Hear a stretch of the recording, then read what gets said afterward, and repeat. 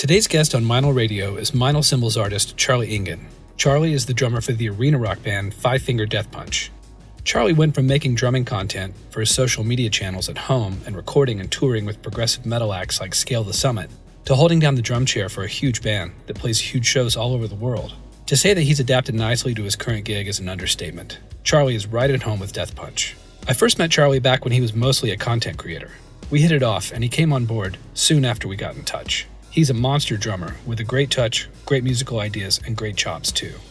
He's also a very sweet and soft-spoken guy that hasn't let any of his recent success go to his head. He's just happy to get to play the drums for a living. Because Charlie has been on both sides of the fence, as a content creator and as a recording and touring musician, with both small and big acts, he has a unique perspective that allows him to see the total landscape versus the more biased outlook of some folks who only do one or the other. We'll get to that vantage point later in the podcast, and honestly for me, it was one of the more interesting discussions that we've had on Meinl Radio. What's a contentious subject for some is not really a big deal to Charlie though. He just kind of shrugs his shoulders at it and sees the positives in all of it. So, without further ado, on to the podcast. I'd like to welcome everybody into the Meinl podcast. Today we've got drummer extraordinaire and cool dude extraordinaire, Charlie Engen, with us. Charlie, thanks so much for being on the show, man. Appreciate it. Oh, thanks for having me, Chris. I appreciate it.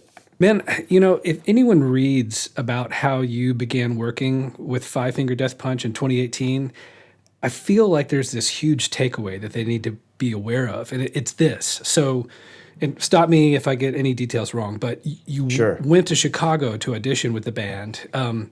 The audition consisted of you playing about 3 songs with them, and that might take all of 15 to 20 minutes as far as playing goes. But then I read that you had ended up hanging out with those guys for a few days, and they needed to gauge you and that kind of a thing. Of course, they got to know if they can live with you. Right. At that point, you were only slated to be like a fill-in drummer, while the previous drummer and founding member, Jeremy, was going to be doing back surgery or something like that. Yep, exactly. Okay, so, but you ended up hanging with him for a few days. So I think it really screams volumes about the point that I've been hammering away at constantly on this podcast throughout episode after episode, and that's how you can have all the skills in the world, but if you're not a good hang, you're not going to get any gigs. It's plain and simple. Great drummer and terrible social skills will always lose to decent drummer and great social skills, but luckily in your case, you're a great drummer with great social skills, so you've got all the bases covered. Yeah, thanks, Chris. Yeah, no, it's absolutely true. It's I mean, as anybody who tours a lot or even just gigs a lot, you know, and it's such a family feeling experience in being in a band. And obviously, you know, it's easy to get thrown off by one person if things just don't really, you know, gel. Did you find yourself having any trouble as you started to work with these guys? Did it feel like you were really on the outside looking in for a while? You know, I think it did in certain ways, and it wasn't their fault or anybody's fault. But I definitely felt, you know, like the new guy for a while. And they were all really nice and catering to me and really did everything they could to make it not feel like that. So looking back, it wasn't like a very long period of time that it felt that way, but it definitely was, you know, like I didn't want to derail the freight train that was Death Punch. So a lot of it was just stay in my own lane, you know, just do a good job. The fans thing was weird. I wanted the fans to accept me, so that was always a big concern, which they did, and they were great to me right out of the gate, which was awesome. It made it much more enjoyable experience and transition, like life-wise, I suppose, as much as anything.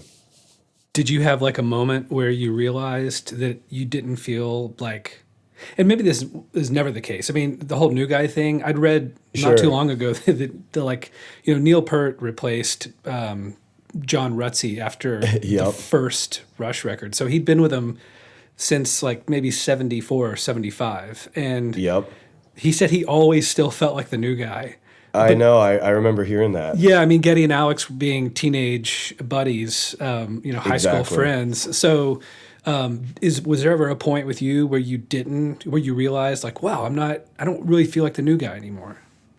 Kind of. I think because we had a few big gaps of touring cycles during that era, because I did the fall of 18 is when I joined, so I did that leg of the tour, which was, a long one with Breaking Ben. It was whatever, 25 shows or whatever it was. And then I went home and we had like a 6-month break until the summer to do the F8 record. And so it was kind of weird during that downtime because I felt like the new guy for sure. And so it was almost like hurry up, let's play some more shows so I can feel like I'm part of it. But obviously the writing experience and stuff was great. But I would say that next summer when we started touring again, I definitely started to feel more like it was my gig, especially getting like my drum set, because I toured with Jeremy's on that first tour because there was no time to kind of get that sorted. So yeah, I would say, it definitely took a transition period, and it seemed to be for me that it was the touring that helped me feel a little bit more just, like cohesive with the guys or whatever. And with the fans especially, or like, photo shoots, stuff like that. Just kind of getting things like that under my belt made it feel a little bit more real. Interesting. Now, when you went to Chicago to jam with the guys for the first time, you went with your fiance, right? We went down. Yeah, we drove down because I had been talking to Jeremy a little bit, and Jason and Zoltan for that matter, about potential stuff in the future. But I think when it became known I was going to go down and hang with the guys anyways, because I live in St. Paul, so the Twin Cities, and Chicago's about a 6-hour drive. So we were just going to go down and hang. But wait, you guys ran into lots of bad weather and. Yeah, and the roads were bad. Yeah, we did. Well, wait, there's a question I want to ask you about this before I forget. Sure. So you guys go down there and you deal with all this. You barely get there in time. You're like having to rush to get to the stage because they've got sound check, and that's when you're actually going to jam with them. So you've got this probably a strange in-ear mix you're having to listen to, and you've got this strange drum kit that's not yours, and. So it almost reminds me, I mean, it's not the same scenario, but it kind of reminds me, do you remember that Mark Wahlberg movie, Rockstar? Oh, yeah, of course. Yeah. You remember the part where he's in the studio and he's auditioning, and so his girlfriend, who was played by Jennifer Aniston, she's back. Yep. Yeah, so she's really nervous, and like the tour manager slides her a glass of whiskey. And so who was more nervous? Was it you or was it your fiance? It's probably me. I don't know. I don't remember her being too nervous. I mean, I don't really get nervous per se, but I definitely was in that case because, like you say, everything was just foreign. The drum set felt really weird. I'd never played with triggers before, and at that time, he was running straight triggers, no mics. So it was like a full triggered kick drum sound. And they just felt bizarre to me, really. But it was fine. I mean, I got used to them. I run a mix now, so we trigger, but we also have a real mic in there and like tune the drums nicely so it both sound good and kind of just mix it. But anyway, I was nervous enough, but it was all so surreal and it was happening so fast. I kind of just had to roll with it anyways, And I remember I played pretty well, but they threw a song at me that I didn't know, just to they probably did that purposely. And I remember, luckily kind of knowing it, so I was able to wing it. But I remember that one felt weird because it was like, oh no, playing a song I don't really, know. I know it kind of by ear, but yeah. So, I think the nerves kind of subsided right when I got on stage because I literally met most of those guys for the first time behind the drum set and reached over and shook their hand type of thing. So it kind of you didn't really have time to be nervous, I don't think, in a way too. Yeah, no, that's that's good. I mean, it's good you were cool under pressure. Yeah, I know. I don't like choking, that's for sure. So, kind of an odd question, but did you notice any change in how the companies that you endorsed treated you when you got the Death Punch gig? Let's see. At the time I was, a little bit, because at the time I was with Tama drums and Vic Firth sticks, and the only I wouldn't say they treated me any different, but obviously a gig of this stature requires just a lot of stuff, and I definitely remember it being not quite the correct relationship with especially with Tama, oddly enough, which they're great drums, they're great people too, and at the time I knew Aaron really well, and then he had recently left, so when Aaron left to Evans and Promark, or Diodario essentially, I didn't really know the guy that took his place, so that made it a little tougher too. So it wasn't even anybody's fault really. It was honestly I didn't have a relationship anymore with the reps at Tama. So, I suppose they treated me differently a little bit, or maybe it was me that treated them differently too. Looking back at it, but it just calls for such a large scale operation that. There's definitely not every company is going to want to deal with it either in certain ways, maybe. So, like, I guess what you're saying is the difference wasn't like, oh, sweet, you've got this gig. Now we're going to pay attention Not to really. you. It was more like, oh, you're asking for lots of stuff. Great. Yeah, it kind of felt like that. And even if it wasn't, that dry and generalized, it kind of was, I suppose, too, at the same time. Yeah, it was almost like, right. It wasn't like you say. It wasn't like, oh wow, now you're getting the arena gig. That's awesome. What can we do to help, sort of thing. So yeah, and I didn't really go through too much of that, but it definitely is what led me to joining Pearl, because I knew John too from Pearl at that point, and Sean Foyce from Breaking Benjamin was really close with him at the time. And so yeah, it was just kind of an easy transition to jump in with Pearl, and they were so good to me, which helped my stress, because the last thing I wanted to do coming into a gig like that was be like, hey guys, can you buy me a massive drum set, or just like be needy, I guess, be the needy drummer. Yeah. No, and you knew John from Pearl because of your time at Tama. I knew him through Sean Foyce, actually, from Breaking Benjamin, who was with Pearl at the time. So you never worked with John when he was at Tama? No. Okay. Gotcha. No, yep, exactly. John was at Tama before me. Gotcha, understood. Okay. Yep. Here's another sort of odd question. Now, when you're on tour, do you feel like your life is on hold? Like you've just got to get through whatever the length of time it is that you're doing dates for those 6 weeks, and then you can get back home and you can resume life with your girl and your pets? Or do you feel like you're exactly where you're supposed to be when you're going from bus to dressing room to hotel to the bus to the stage? Yeah, that's a good question. I think you go through bouts of both. And when you have a long year like we did last year, where, we did a European tour through the summer with the big festivals and a few one-off, headlining gigs, and then come home, do a big headlining tour with Megadeth, and that was like 9 weeks, and then to have another tour followed up right after that with Brantley Gilbert doing this country mix thing we did. And I think there's certain portions of those earlier tours that you can't help but think, I got to get through this, and a day at a time sort of thing, and like life is on hold.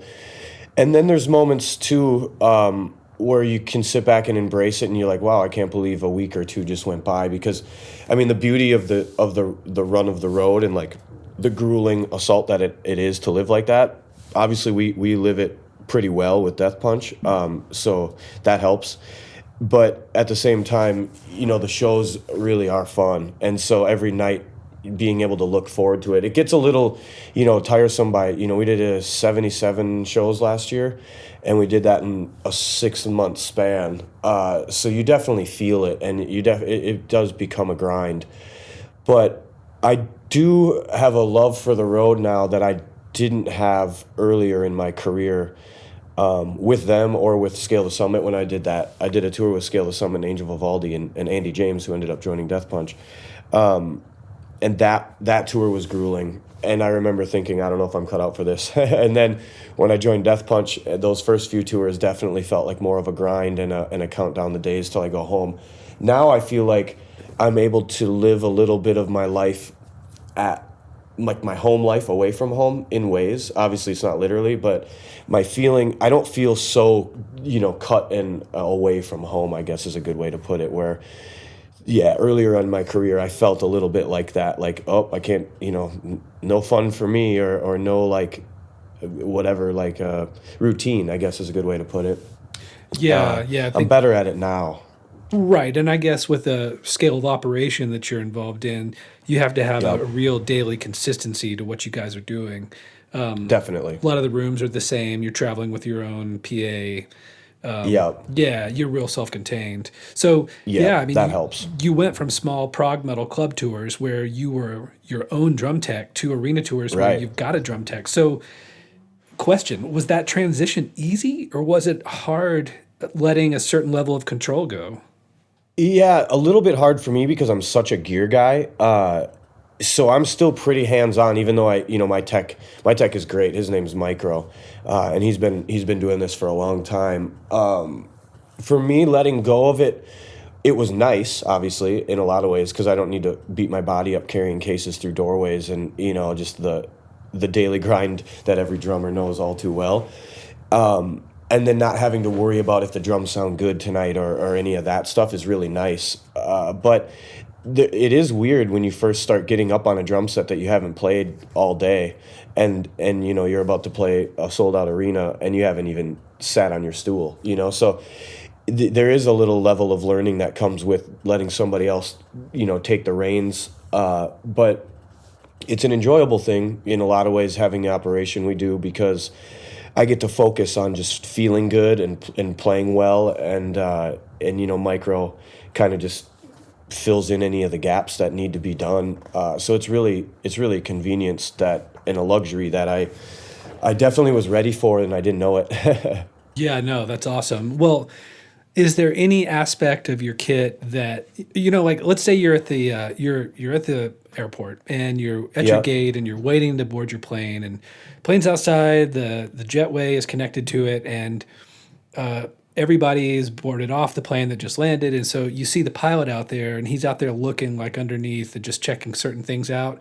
Kind of like how when you go to the dentist and you get your teeth cleaned and the hygienist does all the work, but then the dentist Right. comes in at the end and like kind of double checks everything. Yeah, So, yeah. is there any aspect of your kit, like a certain something about your kit that when it's like sound check is done or you get to sound check or whatever, there's something you always look at just out of like, it's sort of like it makes you feel better. Even though you know it's done right, you look at it anyway. Yeah. Yeah, there is a specific thing, and it's my toms, the way the rims line up. I'm really OCD about like the angles of my drums and the way the rims are angled, if that makes sense. Like I need them in a perfect line. I can't have like weird gaps or like weird tilts. So that's always a thing I'm checking. Floor toms I'm less picky with, oddly enough, but I still need them to be like consistent with the angle, if that makes sense. Yeah, no. I mean, it makes total sense. Well, with the way things work on the road, with having things marked and spiked, Yeah. and having hardware that has good memory locks and whatnot, is it often that you sit down and find your tom angles that they're not completely lined up? No, it's pretty rare because and one nice thing about the way we do our rig is we take the cymbals off, but the drums stay set up all the time, so they just get strapped down to the riser, and the riser splits in half, and it just gets rolled into semi as is. So that's a lovely part of the consistency. I honestly, the only time I've noticed like wonky angles on the drums is if the heads, like when the heads get redone, and they might be like a change in the angle, which it might not even be a bad change, but I notice it right away. It's just the way the angle of the drum is coming at me, and if it's too left or too right, like tilt wise, if that makes sense, that my brain like catches that right away. It's not like I can't play through it, but it just bugs me. Who's so like it's interesting to hear you say that. I mean, it makes total sense, but I would have thought you would have said something like, "Oh, whenever new heads get put on, I always have to kind of come in and sort of like give the micro tuning to it." Yeah. So that part doesn't bother you. Mike, you said his name's No. Micro, right? Yeah. Yep. Okay, so Micro's pretty good at tuning. Yeah, he's really good, and he knows how I like it, and he knows about my OCD tendencies with the tom angles and stuff too, and cymbal angles. I'm really big on my cymbal angles. If they're not the same, I notice it right away, and it kind of drives me nuts. So he's obviously, he knows my quirks, and that's really the only quirk I have as far as tuning goes. Yeah, the way he tunes them is awesome, and it's real fitting for the gig. And so for me, having a little bit looser of a head feels good. I hit pretty hard, but I use a lot of like molar in my playing live. So like I don't even get like blisters on my hands, or even like calluses for that matter. I mean, my hands are kind of just naturally calloused from having drumsticks in them all the time. But I'm pretty good about my technique, even with the bashing effect, so to speak, with the the big arms and the big movements. A lot of that's just like for show, or like feel, I guess you'd say. And it's kind of just like a dance routine to me at this point because it's so consistent. So that's where I think the angles of stuff is more important to me than anything else. But having micro around really just takes away a lot of the fear of like you say, if you come down and the snare is a lot tighter today because the new heads are on and now it's going to feel and sound like this versus that. Luckily, I don't. With micro around, it's really consistent. That's awesome.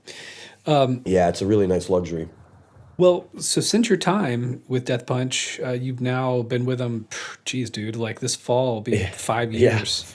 Yep, it's been 4 years already. That's crazy. So 4.5. In that time, you've recorded 2 albums with them, right? You've done F8, and then you also did Afterlife, and both of them were done with a producer named Kevin Churko. And that's how you say his last name, Churko, right? It is. Okay. Yep. So tell me about your experience recording the first record with them, how much input you may have had, what it was like working with Kevin on that kind of a level, and then compare that with like going in for the next record you did with them where you kind of knew the routine. Sure. It definitely was different. In a funny way, F8, I had a little more like input in, I guess you would call it, is input, because the way me and Zoltan kind of came up with some of the riffs on that one they were more free jams. Like we jammed them out and he had ideas, and then they ended up kind of making the record as is, or they might have been manipulated a little here or there and changed the end of a riff or whatever it might be. But those main ideas I had a lot of on F8 versus Afterlife. It sounds super corny and cliche, but the drums kind of write themselves for those tunes anyways. So it really had more, like Afterlife to me is just much more it's a softer album in terms of like the songs are more song oriented versus F8 to me has like more jams and a little more riffage, if you will. So I think that with the writing style difference, I think that catered to me feeling like I had a little more input on F8 than the new one. Not to say I didn't have any input on the new one, but I just play what needs to be played anyways. I'm not like doing crazy fusion tricks and like doing all my shreddy choppy stuff with Death Punch. So yeah, it definitely changed. Just it was nice being more friends with the guys on Afterlife, just feeling like I could say whatever I wanted and it's not going to get taken weird, where on F8 I still felt like the new guy and I didn't want to like say the wrong thing or do the wrong thing. So it was different in the obvious ways you would probably think it was different, more with the personal side of things than the actual playing or anything like that. Yeah. Well, how was working with Kevin as far as a producer goes? I know from a lot of experience that producers have some serious ideas about drummers, and they have serious ideas. Very true. Yeah, they've got serious ideas about a drummer and about a drum sound and about cymbal sounds and everything. And some producers have their comfort zone, and some producers are just like, hey, well, dude, let's try your thing first. Let's see what works, what you bring to the table, and if that doesn't work, I'll bring my gear in and blah blah blah blah blah. But as far as Kevin's approach to you as a drummer, not just your gear, but like you and how you play and all that, did you have some moments where it may have seemed a little scary, but you came away from it being a much better drummer for it? I think working with the producer, like you say, I don't think everybody has not everybody knows what it's like to work with a producer, and I didn't either. And so it was an interesting thing to walk into a situation like Death Punch, which Kevin's been doing all the records since like the second or third one. He didn't do the second one, he did the third one. I think American Capitalist is when he came in. But anyways, Kevin's a huge part of the Death Punch sound, and I mean, Kevin's a great musician too, and he's a drummer. Which might be a negative in this case, because he definitely has the sounds he wants. He has he has his drum sound. Like a lot of these guys that are, big producers, they're that reason, or they're there for that reason, you know, they got there for reasons, I suppose is a better way to put it. And so with Kevin being one of those guys where it's a Churko sound, obviously that's going to be the way it is. So yeah, it's definitely an interesting thing. Me and Kevin get along great, and Kevin's straight to the point, and he's a Canadian, and I think being from Minnesota, we have similar like personalities and tendencies and stuff. So it's really good working with a guy like Kevin because he'll tell you how it is and what you should or shouldn't do, whether that be drumming or guitar playing or a part, or we should do this 4 times instead of 2 or vice versa. It's nice having a guy who's kind of steadfast and very stubborn, basically, because you know how it is, like too many cooks in the kitchen effect, and things just don't get done. And he does a good job of kind of handling the personalities in the band, and being that middleman that you need to get things done accordingly. Otherwise, it would just never finish, you know. So to answer the question better, more specifically, it was better working, it was easier working with him in Afterlife because of the friendship part of it again, I think, is what it boils down to for me. It's like just the conversations or anything that had happened, they come from more of a place of understanding and not so like, you know, being fearful like I was more in F8 where I didn't want to really say much at all. Right. So yeah, just naturally the relationship growing helps. And I mean, naturally having Kevin be the way he is helps as well for the band side of it. But yeah, Kevin's a huge part of Death Punch. I mean, he might as well just be, you know, listed on, I mean, he is listed on everything as a writer and everything because he's a huge part of the songs coming together. Otherwise, you know, it's a lot more riffy when musicians take control, or like, it's not so songs, the structure of the song is not so, I guess, straight ahead, you know?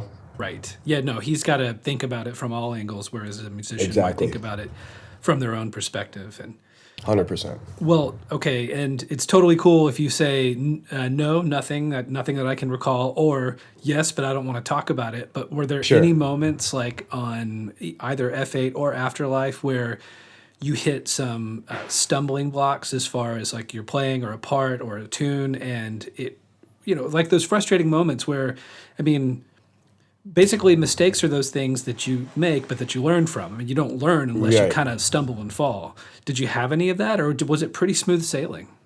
No, pretty smooth sailing with Death Punch. I had more of that with Scale to Summit, and the way I've done 2 albums for Scale to Summit, and obviously the playing just being that much more difficult. Just, you know, the situation is asking for your stumbling times, or yeah, I mean, it was as much as you know, I recorded both of those Scale to Summit albums with Anoop Sastry, obviously a Meinl guy and amazing drummer and good friend of mine. And it's crazy having a drummer, especially one of his caliber, be your engineer. You know, it's really nice because it's intimidating a little bit too, because granted, writing for Scale, those parts, I either wrote them my own way, and Chris Letchford is a guitar player, and he writes really good detailed drums like tracks when he programs the drums for when he's writing the songs. So it's quite helpful actually, because there'd be parts he'd come up with and I'm like, you can't expect me to play that, right?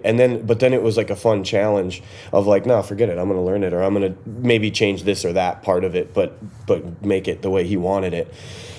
And then just having a drum engineer there who's a great drummer, it's really helpful because he'd give me ideas, or he'd be like, you know, maybe try like this part, or this groove, or this part of the groove, try that here or there or whatever.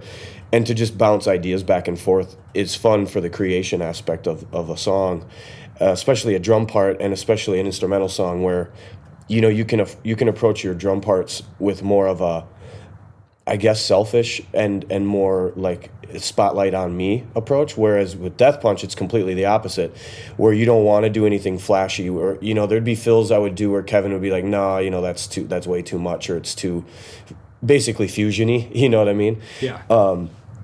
Death Punch, a lot of the fills, and I kept it this way purposely too, are more hand driven, so it's just straight up and down snare toms and stuff like that. And Kevin likes a lot more snare than I normally would do, that's one of the giveaways, I guess you'd say, for writing Death Punch songs, is there's a lot more snare fills than I would generally do, where I'm more of a tom guy. You know, everybody knows, if anybody who knows my playing, they would know I'm very tom heavy.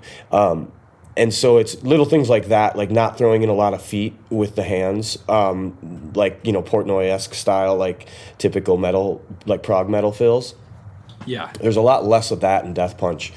So having, you know, different engineers or different producers, it's funny how that it'll dictate you a little bit, you know, and it'll drive your style a certain way versus, another project, and then you're more this way. And I'm really adaptable, and just because I do all the shreddy stuff on my own, and I'm really into the busy drumming and the more technical stuff, I really don't approach any musical project with that in mind. I can do it if they need me to or they want me to, but I definitely don't care if I don't. You know what I mean? Yeah, for sure. Now, the scale stuff that you were doing with Anoop, so Chris wasn't there for that. He basically sent you his tracks and sent you the programmed drum parts. You had to learn everything, and then you had to go to Anoop's place and you had to record all your drums, right? So if there was a part that you learned, but that you thought, you know what, I'm gonna try this, or Anoop might have said, well, try that. Would you basically record it however many different ways you needed it to, whether it was Chris's way and then Anoop's way, or Chris's way and your way and Anoop's way, have all those takes and then let Chris, because it's basically his project. So exactly. So did you just did Anoop just send him everything and say, take your pick? Yeah, we did it a few ways like that. Like a lot of the drumming, you know, I went to Anoop's house prepared, and I had obviously worked on my parts at home. And then we would just throw different ideas out, or maybe we'd be like, oh, that doesn't work, or, you know, like certain fast parts. I remember there's one song in particular, I can't even remember the name of it, and it's got this blazing double kick, and it's like right at my threshold of like speed, and for cleanliness really is what it comes down to, between the hands and the feet.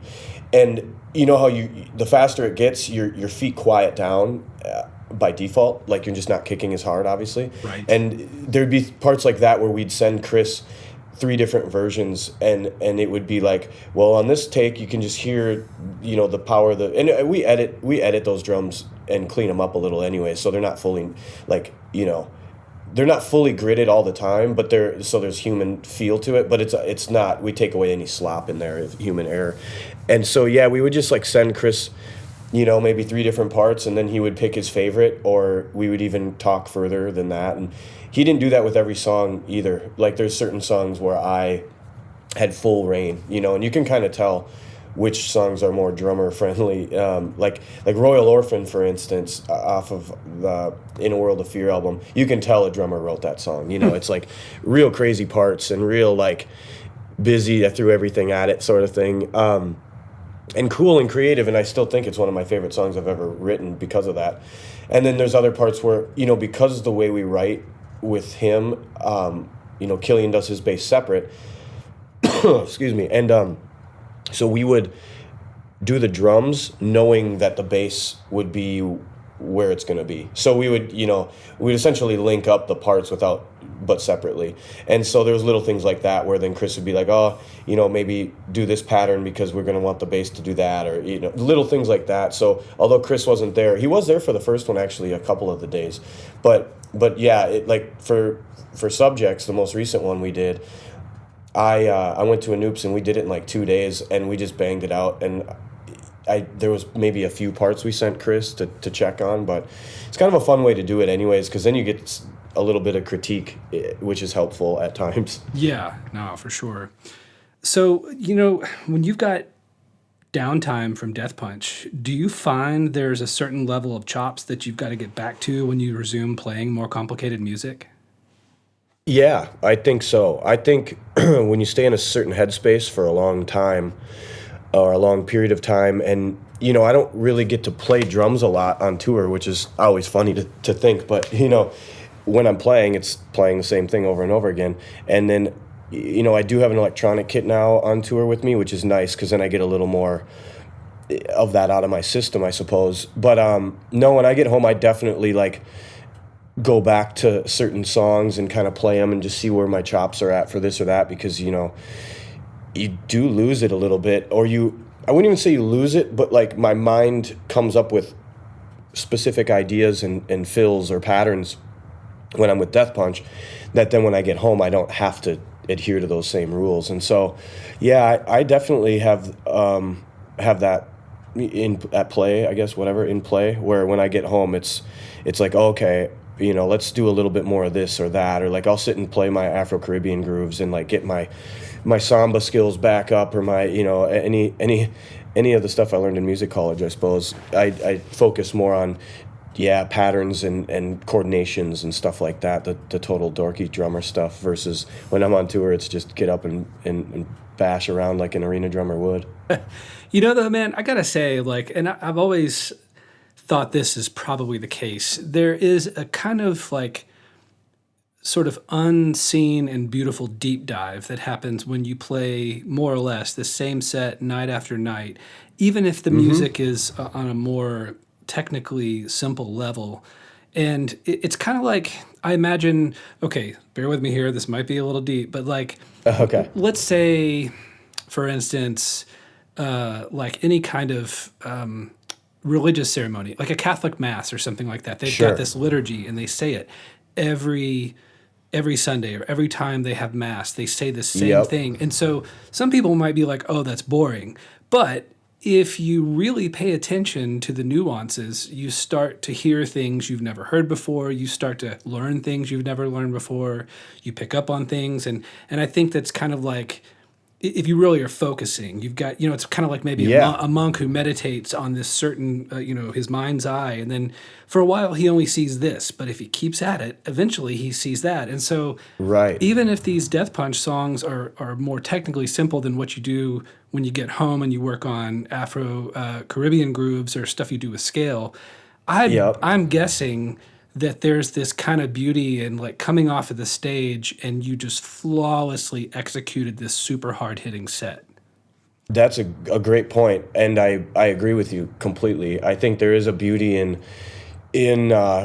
consistency and routine, that you do learn things you would never learn otherwise by, always getting to do what you want, I suppose you could say. And I've definitely felt that for myself, and Andy as well, because Andy James, the guitar player in Death Punch, he kind of has the same story as me. He came from being more known as an instrumentalist and very technical in his craft, I suppose you'd say, and whatever.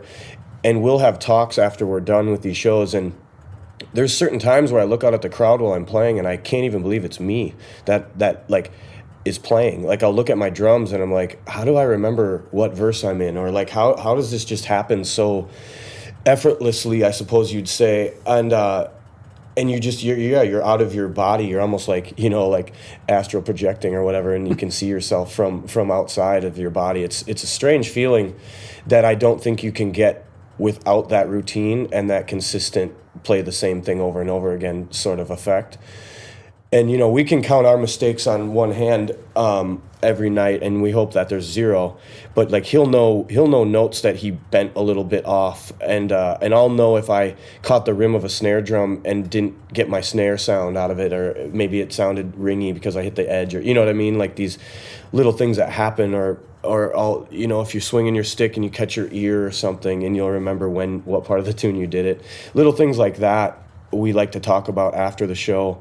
And there is a certain beauty in that you just don't get with the more jazz mindset of like there is no wrong notes or whatever. So we definitely embrace that aspect of routine and consistency, because that's what the people are paying good money to see too, and we want to give them the best show that's humanly possible. And I think by caring to the level we do, you get that out of, yourself. Yeah, no, dude, for sure. And, I've played shows myself where it's funny, these things, like if you play the same set show after show, I've done that, and I've played shows where I walked off stage, and the thing that I was most happy about was how all these songs that called for, and this was real meat and potatoes, AC/DC meets Thin Lizzy style rock. So like, there would be these songs where the ride pattern would just, in the chorus, would call for eighths between the bow and the bell of the cymbal, and you're hitting the bell on every quarter note. Right. And or on the 1, 2, 3, 4, and you know, like where the shoulder of your stick, where it just feels like butter when you hit it at just the right Exactly. spot, and you do it every single time, and you don't have that one time you hit it and it feels brittle, but every time it's like butter. That Yep. kind of thing is so satisfying in the weirdest It way. is. No, I completely agree with you, and I definitely didn't. I took that for granted before Death Punch more than after I joined it. The beauty in playing a perfectly felt set, and just like your pocket presence, you can pay attention if you're on the front end or the back end, or you can choose to be a little bit more on one side of the beat.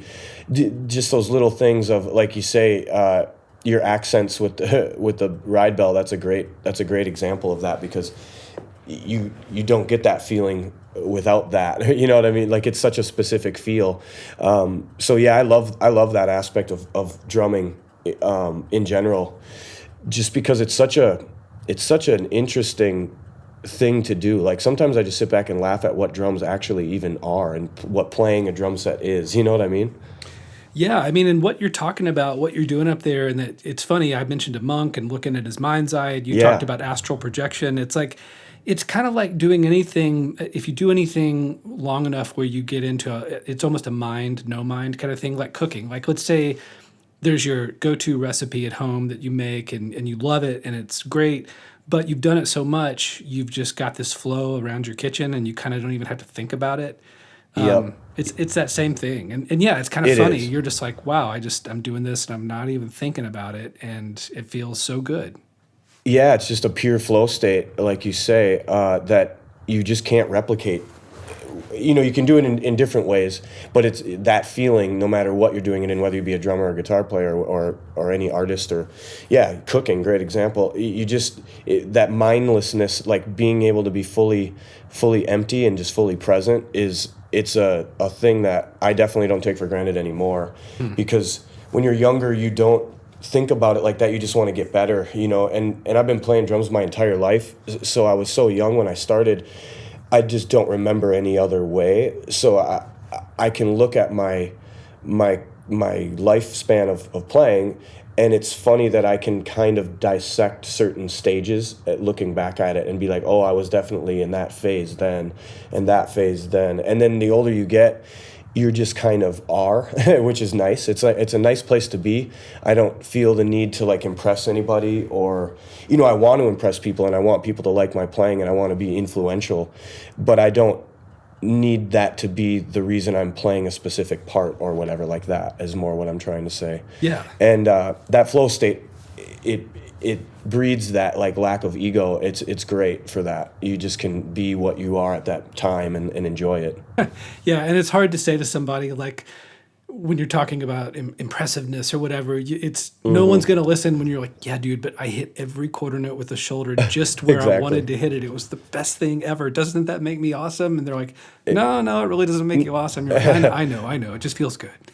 No, exactly. Yeah, it's funny because I think drummers can get it, but it's a totally it's not. It doesn't sound as pretty when you discuss those topics, I guess you would say, and it's funny, man, because every drummer knows that feeling though, and it's a wonderful place to be, that's for sure. Because then when there's certain nights where you're fighting the brain a little bit, that you're like, I don't like this as much, Yeah, no, for sure.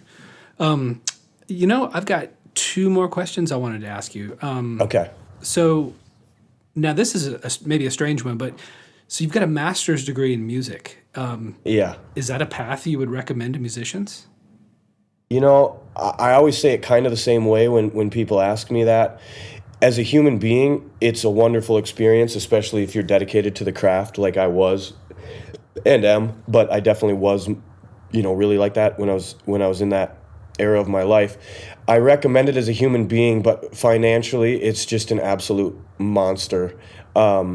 And so if money's not an issue and debt isn't an issue to you, then it's beautiful, and I would suggest it, because there's so many things that you learn at a rapid pace that get you ready for gig life, that you can't knock it. And obviously you play things you would never like choose to play on your own, like jazz coordination for me, for instance. Like, I love the coordination aspect of jazz, but it's just not the way I play in terms of actually playing to swing music and like the music itself. So, and you play with other musicians that are doing it as well, and so you get that hands-on approach to learning, but everybody's different, especially when it comes to musicians. And I think, if you're really good at what you do and you have a specific style, there's kind of no need to venture off that path, and you should probably maximize your specific voice on whatever instrument it may be, without too much distraction, because there's also that aspect that comes with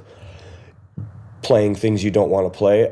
So as a human being, I think it's great. Financially, I think it's a broken system, and it's horrible, and it traps people. And to do that for a career that there's like no guarantee in, which, obviously being a musician is probably the worst career path you could choose if you want to be like safe and comfortable and consistent, I guess you would say. But, I'm generalizing a little bit for the sake of the question, which would be, to answer it shorter, I recommend it as a human being, but definitely know what you're getting into, Yeah, be aware of the financials of it all. And exactly. And just know that being a musician isn't necessarily going to be the quickest route to paying off that debt. Yeah, that's 100%. Yep, what I was trying to say. Yeah, Long form. no, I get it. And I kind of figured that's what you would say, but I was just curious. Right. I didn't know if you were going to tell people, no, run screaming from every institution of learning, or Yeah, I hate to ever knock learning, because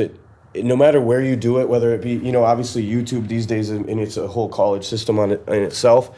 If you have the ability to be very diligent, you're probably already one of those people that will get the most out of any institutional learning or any like private lessons. But I think, musician-wise, going out and gigging is your best way to learn things. And I hate generalizing so much, but you have to. It's the best way to learn is to get private lessons for your craft, and study under a bunch of different people, and then go out and play cover shows and play the different gigs and play original shows and play in front of two people. And living that whole life, I think, is super important. And luckily for me, college life gave me that, because we would do ensembles, that were really tough tunes. And so I got to say, I would go out and play Octavarium start to finish, a 25-minute Dream Theater tune, or between the Buried in Me tunes that are real technical, and, all the different things. So college gave me that, which I probably wouldn't have really had outside of it, because I would sit in a basement and play all day, you know what I mean? I just enjoyed that style of drumming. And that college life got me out more than it ever would have, I ever would have done on my own. So it's not to sit and knock it by any means. It's just, there's a price you'll pay.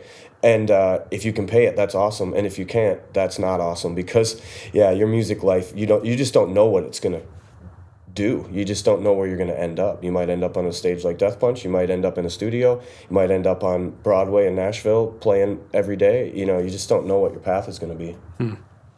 Well, you mentioned the basement, and that leads me kind of to my last question. So, okay, prior to Death Punch, you really made a name for yourself through Instagram. I mean, that's how I found out about you. That's how the Death Punch guys found out about you.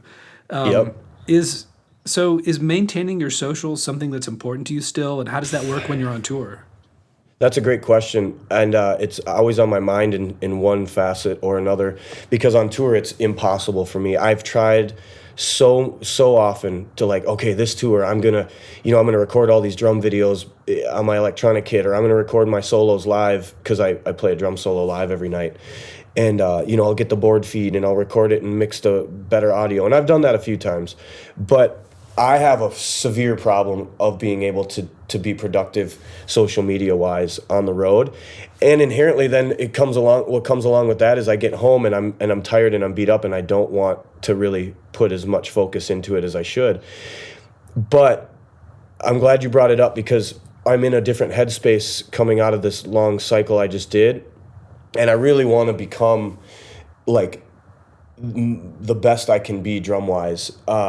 And I think social media does help with that, because when I record a video, I sit down and I come up with some ideas, and then I get those ideas good, and then I record them, and then that's my practice session, and then that's what I post. And I like that way of learning, because it kind of puts you under a false sense of pressure, like I got to come up with something cool today.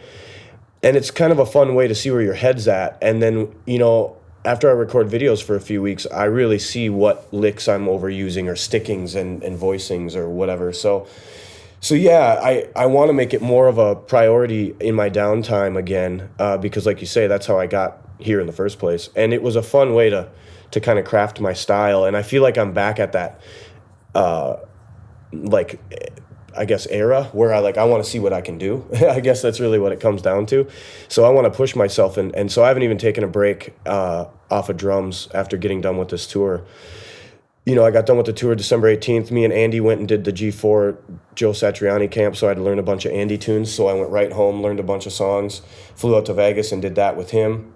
And then I came back home, and basically that's where I'm at now. And I'm up at my cabin in Wisconsin right now, and I have my electronic kit here, and I'm just playing drums. So, yeah, I think they kind of go hand in hand, the social media and practice thing for me. And I think they're very important. And even if it's not about the likes and the views and the algorithms or any of that stuff, I just think personally it's a really good way to develop your skills and just kind of push yourself as a drummer. Dude, that's awesome. You know, there's this like, it kind of depends. You have to, the right pages sort of have to cross your feed, but there's all these debates that I've seen going on, or people that get grumpy about social media drummers, and I've seen that recently. yeah, they talk about how you're not shit if you haven't actually gone out and put your nose to the grindstone and all of that. Right. And then there's the guys who are like, well, wait a minute, this is its own grind in and of itself. And I get that. I mean, I think both sides have interesting points, and I don't think either side is wrong, but I think what you said is absolutely right on, because you've got the best of both worlds, but you've got the best of three worlds, actually, because you brought in a component I'd not even thought of, and that was the getting better component, where you're sort of forced, like it drives you to get better, it drives you to practice. And you know, one thing that some of these drummers that get really grumpy about social media drummers, they don't think about is, I mean, again, dude, you got the call from Jeremy from Death Punch because he had been following you on Instagram. And another one of the dudes in that band, I think, also had been following you on Instagram. And so in a way, it was nothing more than a glorified EPK or business card or whatever. And oh, totally. And it's global, so people globally can find you, and that's a reach that was never there back in the day before there was social media. And yeah, I agree. And so I think to that end, it's like a really good kind of calling card, and it's very helpful. Now, to these guys' point about, like, you know, you got to get out there and gig, it's just what you said earlier. If you're not, you know, you said when we were talking about college, you're like, I think you're going to be really best served by just getting out there and doing it and playing to two people and just paying your dues, basically. But dude, then there's the other part that you just said, which is in support of what the social media guys say, and that's challenging yourself to come up with daily content. I mean, it's tough. I mean, I was talking to a guy who's a pretty happening social media, or excuse me, just online educator. And we were talking about when COVID went down. And he was like, dude, imagine you wake up one morning and there's like 600 new cymbal companies. I know. He goes, that's what's happened. He said, I woke up one day. That really was what happened. Yeah, he goes, I woke up one day, there were 600 new educators. And I said, well, what happened? And he goes, well, they just... First of all, it was new for them, and so it was a really daunting task. He goes, but he said there's a long haul to this where you've got to be in it for the long haul. You've got to be able to consistently come up with that content. And and I think that's something that the grumpy dudes don't think about, is that I think so too. Yeah, there's a workload in that. And I'm sorry, I know I kind of monopolized this topic, but No. It's a good one to bring up because it has been more. I've seen it being discussed a lot more recently, and I don't even need to name names or anything. But it got me thinking about that too. Like, I wanted to know what my opinion was on that, because I do kind of have the best of both worlds. So nobody can say I don't tour, and nobody can say I didn't do the other thing type of thing. So my opinion, I feel like, is relevant, and I don't even know if I fully formed it, but I agree with you. I don't think anybody's wrong or right. And I think that there's positives to both sides of it, and it shouldn't really be a debate in terms of like, gigging will help you learn things that you would not learn by not gigging, and vice versa. Trying to come up with daily content that's actually fun to watch and enjoyable for somebody else to watch is its own grind that you will learn things that you wouldn't learn otherwise doing it. And so it's funny that it becomes an argument, and I get it. Like, it's easy to be a road dog and be like, you don't even know what it's like to spend your life on the road playing. You know, I get that mindset, because there's certain days I feel that as well. And then on the flip side, you know, I also do agree that it gets abused, but that's not anybody's fault. Like, what gets abused being the you know, having 600 different educators pop up one day type of thing. I do think things get beat to death that don't need to be, and I do think there's like an easy way out for content for certain people. But who cares? You know what I mean? I don't have to watch it if I don't want to. And yeah, no, and these people that were the 600 new educators, and by the way, there's probably only maybe 575 of them. Well, there's only 25 that are left, and yeah, exactly. you know, I mean, they did what they thought they had to do to survive, because COVID hit, and their means of income was just like taken from them immediately. So totally, like, no one can blame them. But then when you go back and you do the autopsy, and you're like, well, okay, what happened? Well, what happened is that it is in and of itself a discipline, just like the playing out is a discipline. And yeah, I mean, and again, man, I can't say it enough. And this is the part that just always impresses the hell out of me all the time, is when guys, they leverage their social media presence to get those gigs that the grumpy guys are actually talking about. And, yeah, for sure. You know, it's like, well, hey, man, it paid off for this guy. So you really can't really complain about it. It worked in his favor. So, yeah, I completely agree. That's where, yeah, I find it funny that it becomes such a heated debate, if you will.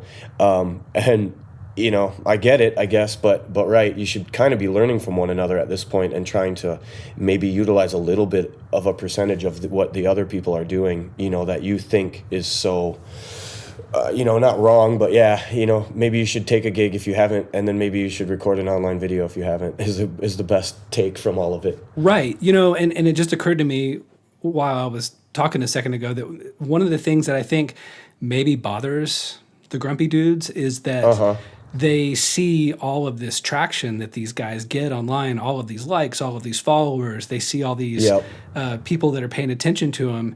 But you know what, man? They've got their head down and they're looking at their phone all the time. And you go to a show, and what are people doing? They're not holding up their lighters anymore. They're holding up their phones. And exactly. So, I mean, that's where the viewership is.